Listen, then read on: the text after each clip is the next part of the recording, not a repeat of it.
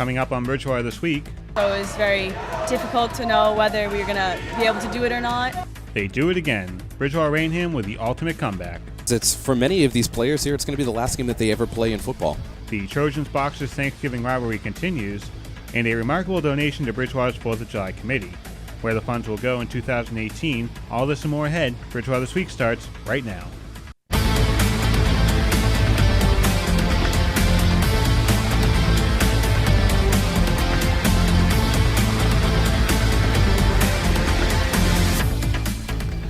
Thank you for watching our December 1st edition of the program. I'm John Luck. And I'm Scott Olson.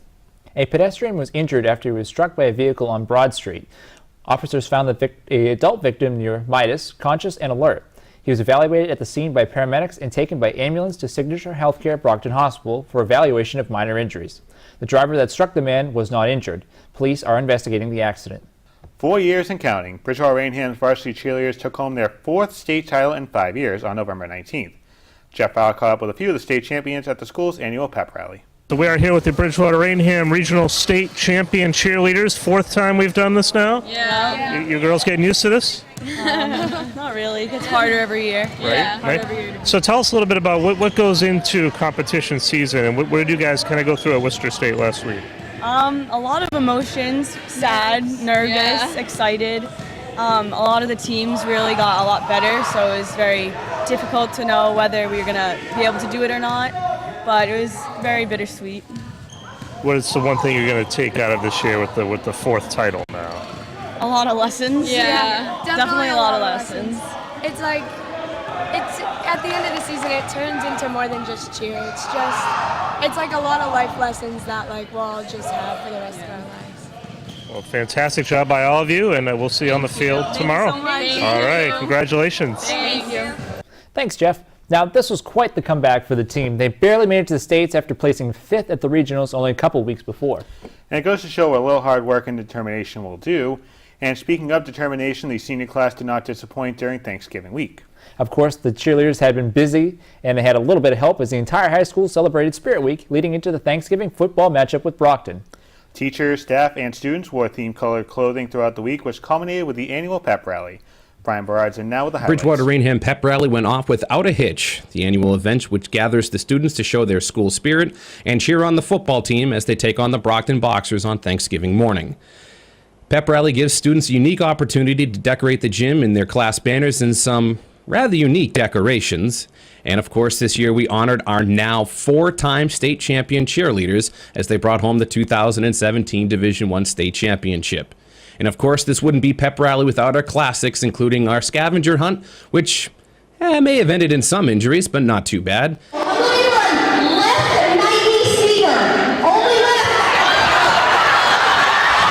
This Pep Rally offered one of the most memorable tug-of-war matches we've ever seen, with the juniors out-dueling the sophomores to take home the victory.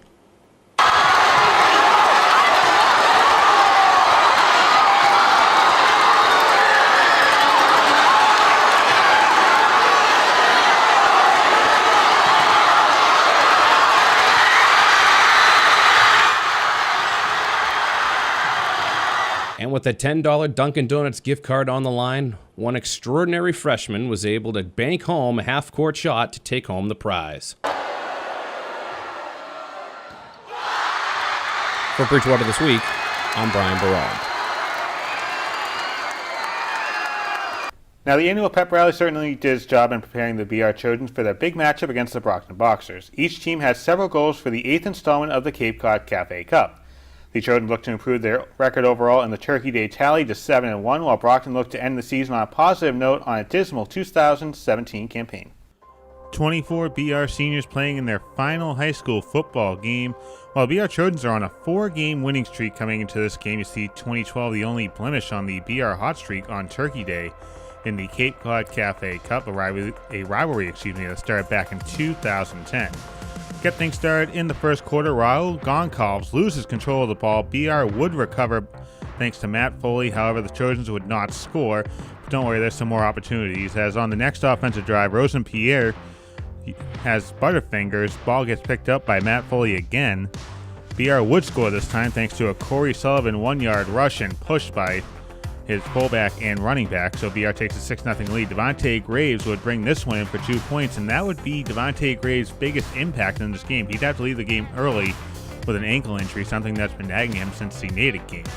Second quarter, the longest play of the game, a 65-yard reception to Joey D'Amelia. Tiptoes to get back onto his feet, takes this one in to give BR the 15-0 lead. D'Amelia and Sullivan would be far from done on this Turkey Day. As in the final 3.5 minutes, D'Amelia gets this nice 18-yard strike from Corey Sullivan over a pair of defenders' heads, and BR is rolling 22-0.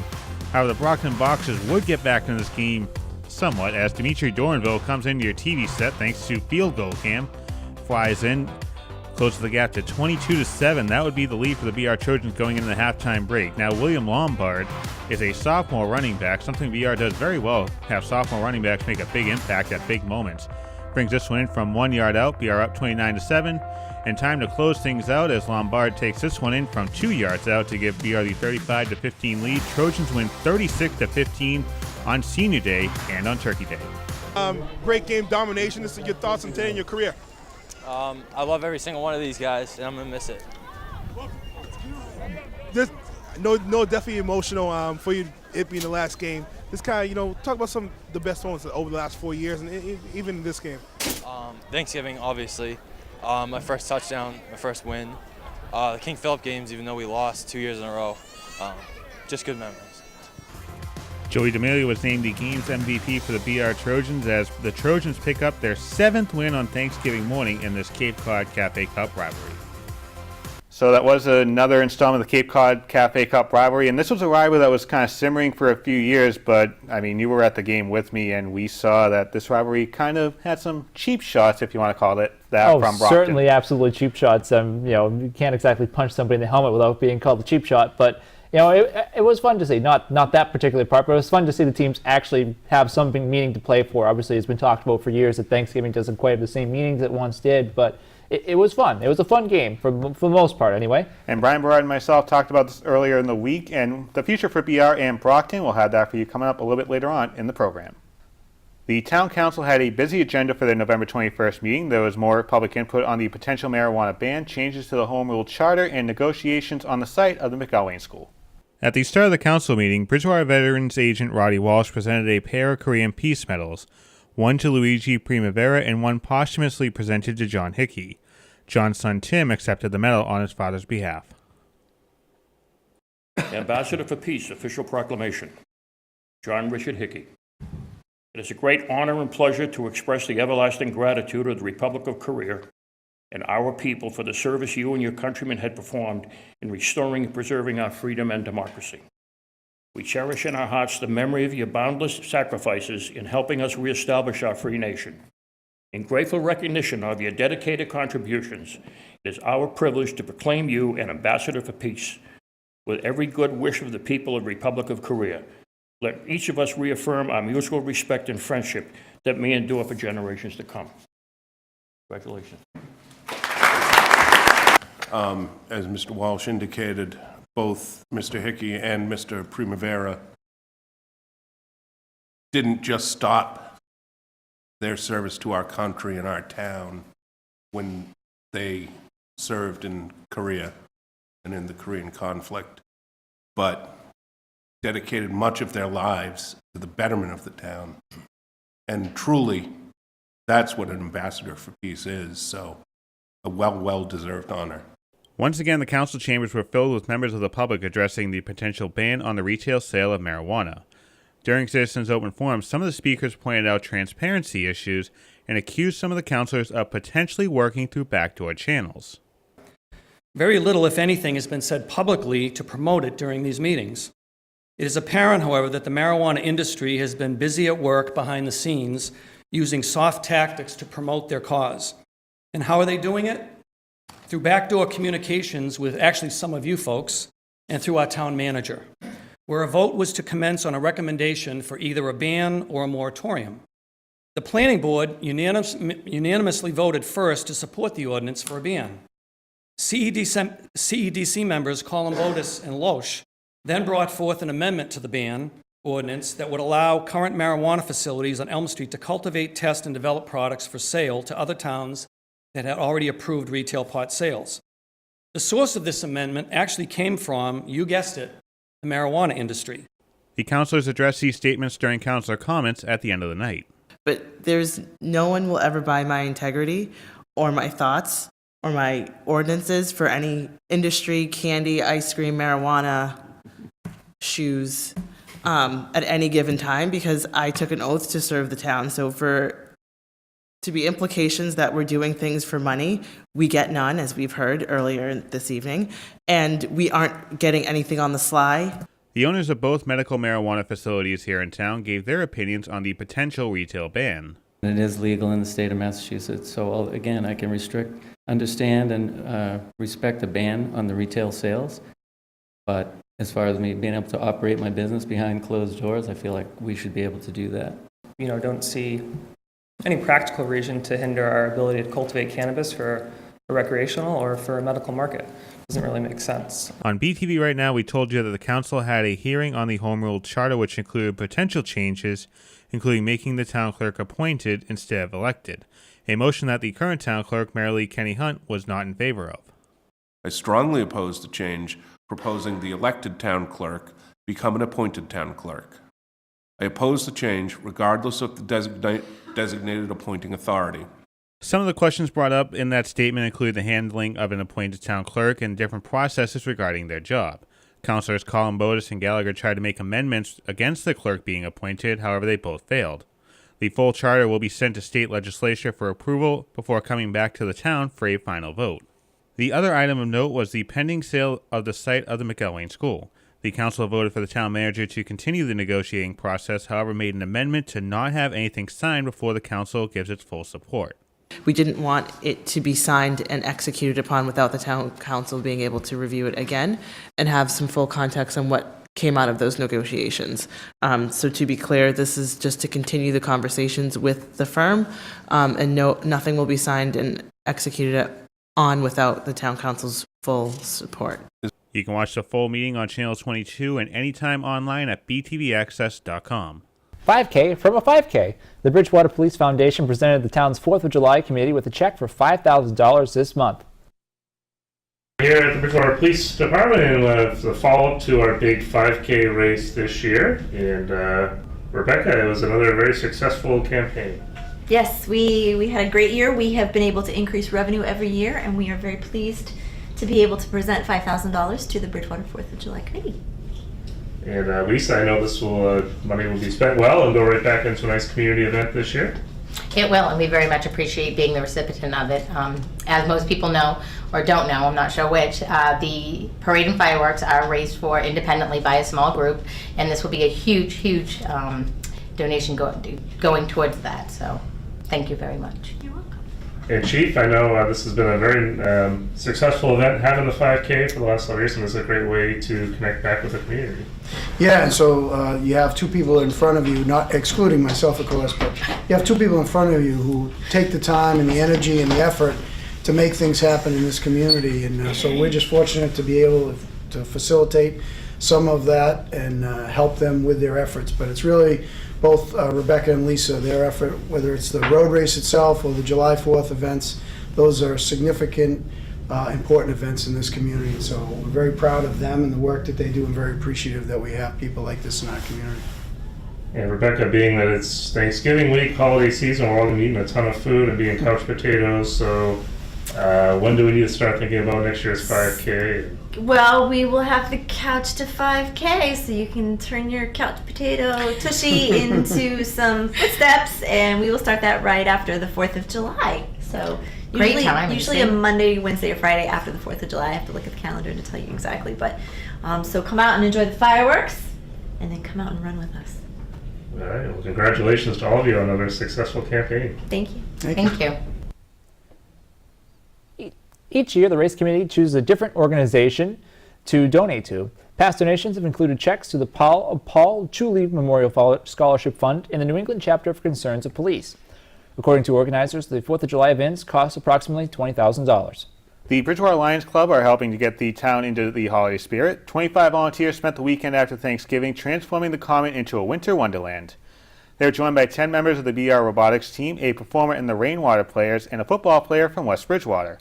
Many of the decorations have either been donated by local residents or have been built by Lions. The train was built by inmates at the Correctional Institute.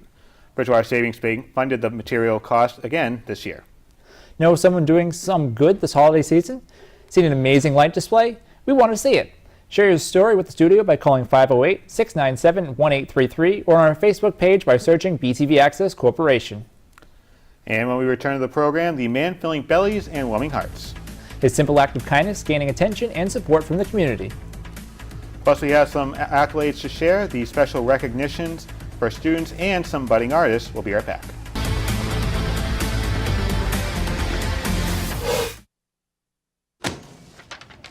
Hey, Hard, what's this? That's my resignation letter. You're resigning?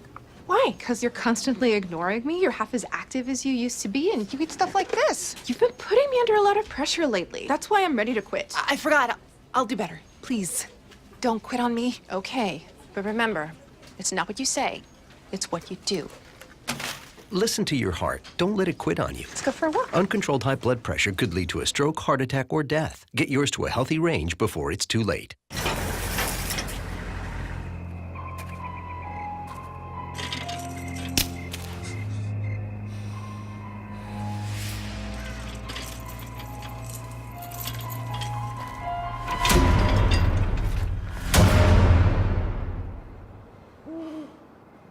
If you don't fix them, sparks from dragging tow chains could cause a wildfire, and that could be scary. Ah, Smokey! Only you can prevent wildfires.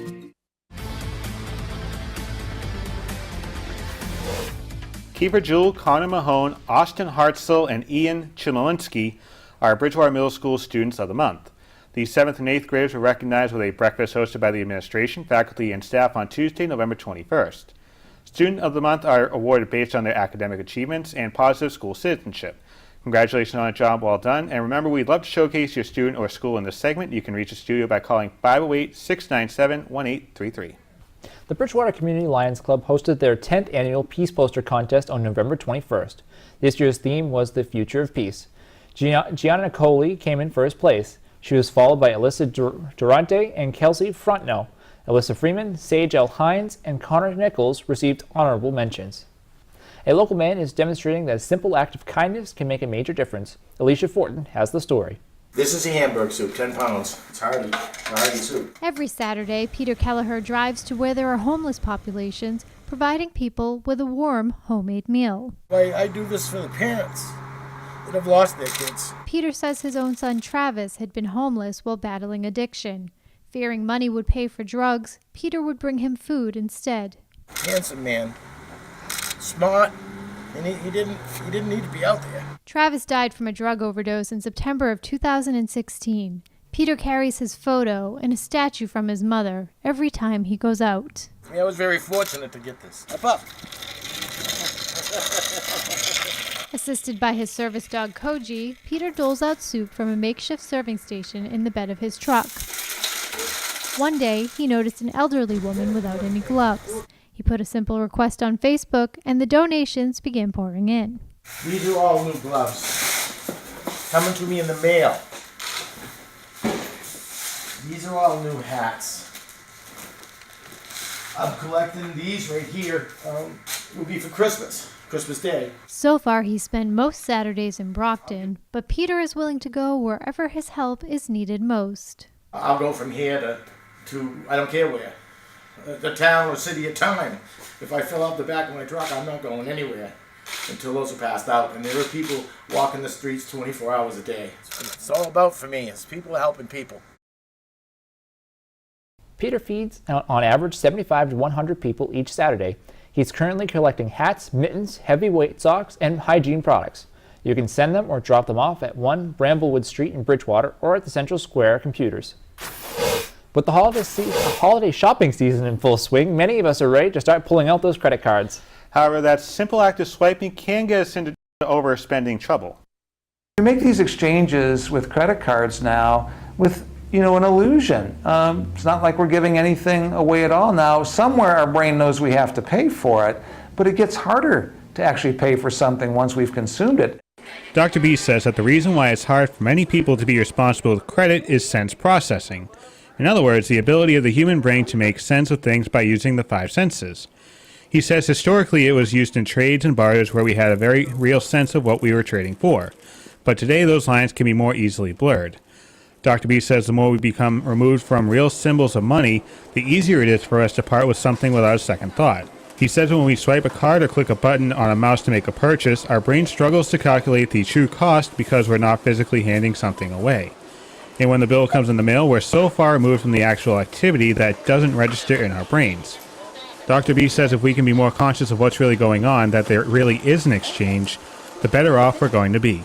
It would be a good idea to have a habit like anytime we pay for something to take a moment right then and there and note that in some ledger or do something physical about it, even any kind of physical act that would stimulate our sense. To avoid overspending, try keeping a record of every expense. This will help you make better judgments about how to use credit. Your children might be riding electric school buses as early as 2019. Daimler, the parent company of Mercedes-Benz, has announced plans to manufacture an all-electric school bus. Nicknamed Julie, it will seat 81 children and is powered by a battery with a range of almost 100 miles. Additional battery packs will be offered to keep buses going for further distances.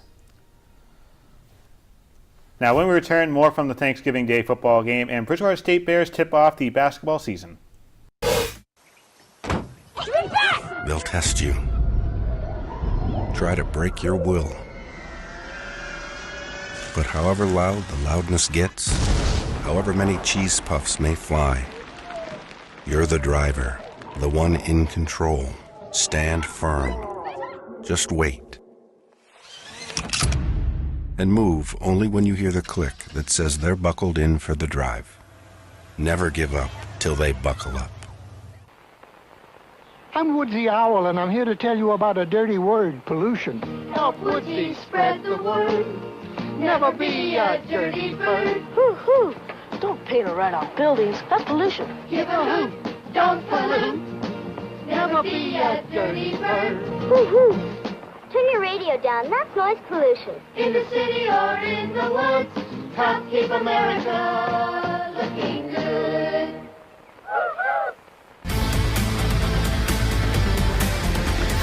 So the college football season now over, Bridgewater State heads into basketball season. Now we're going to start off with the men's team who got blown out by 39 points in their first game against MIT.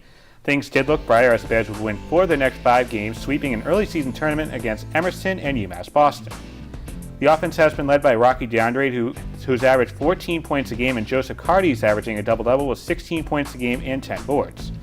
Following a road matchup against UMass Dartmouth, the Bears have a 7-game homestand that will end on January 10th with the MassCAX opener against MCLA.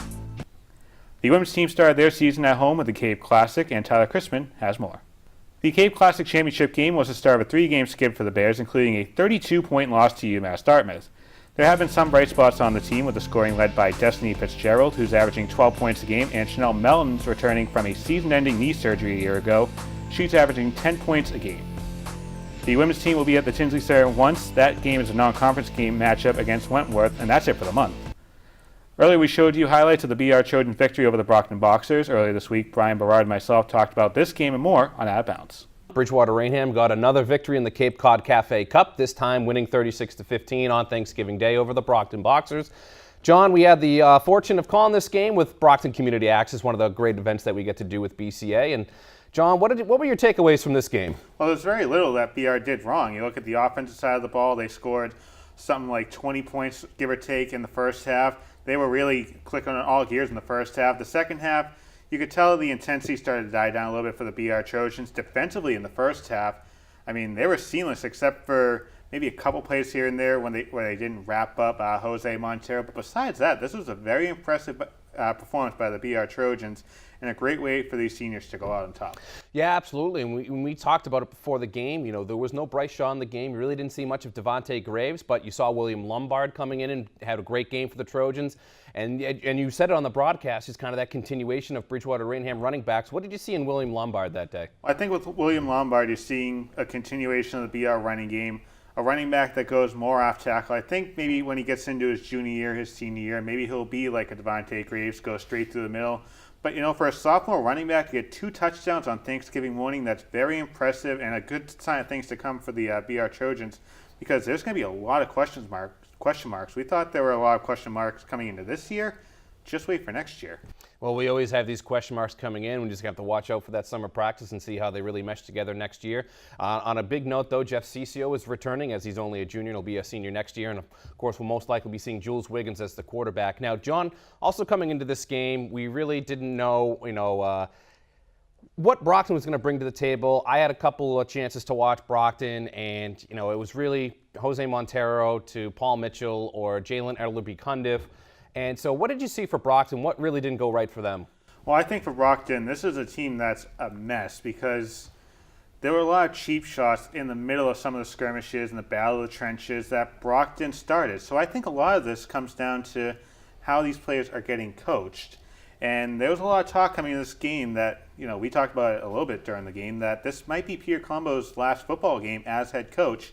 Because if you look at the freshman football team for Brockton, they went 11-0. They beat BR, I believe, twice. And there's a lot of promise with this football team coming up. So if Brockton can hold on to some of these big-name players, maybe out of the JV squad, the freshman squad, maybe string some positive years together, then I think Brockton can come back up and be one of those perennial Division I powers. But, the offense, I think, was okay. Rosen-Pierre, you had Jane Cundiff, you had Jose Montero. So you have that nucleus that you can maybe build your offense around, but it's going to be a long time, I think, before we see the Brockton Boxers back up there, the likes of Everett or Zavarian. Yeah, well, Dimitri Dormanville got the MVP for the Brockton Boxers. Joey D'Amelia got the MVP for Bridgewater Rainham. And BR moves on to 7-1 in the Cape Cod Cafe Cup. There are a few events to get you in the holiday spirit here in Bridgewater. The Public Library hosts a jazz concert featuring Paul Spidell on December 12th. Spidell is a well-known guitarist and composer in Boston. The music begins at 6:30 p.m. The 2018 Bridgewater Public Library calendars are now on sale. Calendars include photos from each of the featured artists in the Flora T. Little Gallery, a coupon for the bookstore, and a fine waiver. Perfect for those of us who forgot to return our books. So, Scott, you're all set. Oh. You can get your calendar. Oh, thank goodness. 100% of the proceeds will be used toward future adult and children programs. You can purchase directly at the Bridgewater Public Library for only $20. The Bridgewater Academy Lions will host Breakfast with Santa on Sunday, December 10th at 9 a.m. at the Senior Center. Enjoy a hearty breakfast of scrambled eggs, pancakes, bacon or sausage, baked beans, juice, and coffee or tea will be there as well. Also, there'll be a bake sale and photos until 11 a.m. For more information, call 508-697-6663. Santa's getting busy right about now. Santa will then hop on the Bridgewater fire truck during the weekend of December 16th and 17th for the annual ride through the neighborhoods. Santa will visit the east side of town on the 16th and the west side of town on the 17th. The fire department will update their route on their Facebook and Twitter feeds throughout the weekend. Certainly always a fun event to see Santa Claus riding around the fire truck. The Bridgewater Garden Club will hold a greens workshops for ages 5 to 12 on Monday, December 11th at 4:15 p.m. and on Wednesday, December 13th at 4:15 p.m. at the Cole Yeaton Senior Center. The children will learn about greens and hollies and design their own arrangement to bring home. To register, please send the name, age, telephone number to reach you and their day of attendance to gardening74@yahoo.com. And that's all the time we have this week. We hope you'll join us again for our holiday edition of the program. In the meantime, stay tuned to our website and Facebook page for our BTV Now updates. I'm Scott Olson. Scott, get your list ready. We're getting to see Santa next week. Oh boy, I'm so excited. And I'm John Luck. Thanks for watching.